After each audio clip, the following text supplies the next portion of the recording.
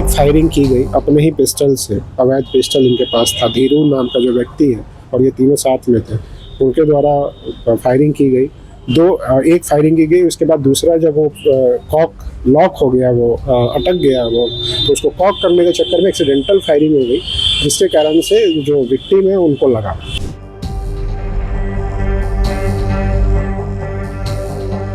मुजफ्फरपुर के कुर्नी विधानसभा क्षेत्र में बीजेपी विधायक केदार प्रसाद गुप्ता के निजी सहायक विनोद दास पर हुई गोलीबारी के मामले में पुलिस और एफएसएल जांच में बड़ा खुलासा हुआ है। मुजफ्फरपुर के कुर्नी विधानसभा क्षेत्र के बीजेपी विधायक केदार प्रसाद गुप्ता के निजी सहायक विनोद दास पर हुई गोलीबारी मामले में पुलिस और एफएसएल जांच में बड़ा खुलासा हुआ है। जांच में पता चला है कि विनोद दास ने पुलिस को जो बयान दिया था वह झूठा था।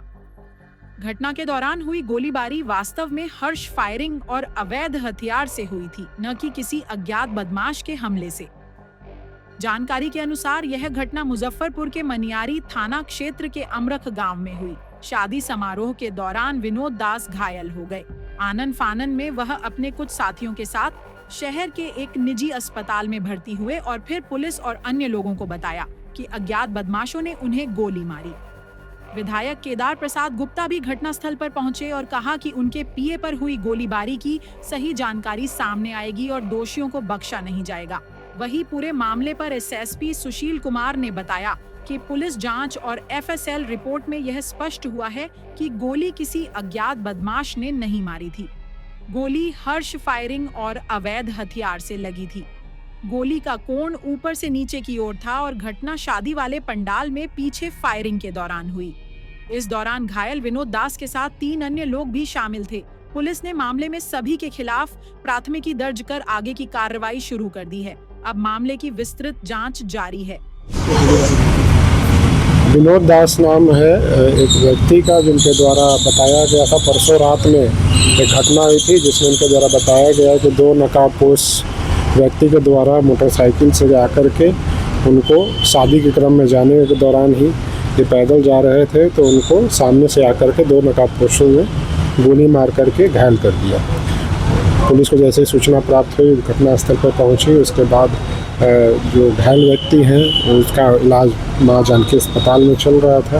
एफएसएल की टीम ने सभी जगह पीओ भी और जहां पर कथित पीओ था वहां भी विजिट किया था। उसके अलावा जो हॉस्पिटल है वहाँ पे मरीज को भी उसका भी मुआयना किया गया था। मुआयना करने के दौरान ये बात सामने आई कि जो इंजरी है, क्यों इसकी इंजरी थी, उसका जो एंगल था फायर का वो ऊपर से नीचे की ओर था, जिससे ये समझ में आ रहा था कि किसी ने सामने से तो नहीं मारा है।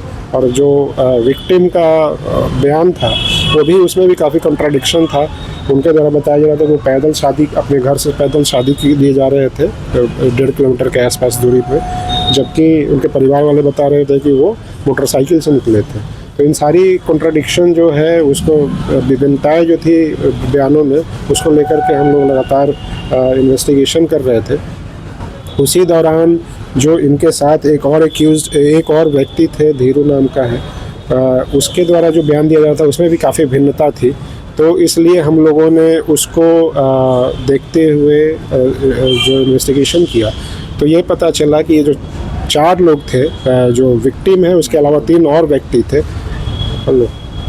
3 और व्यक्ति थे।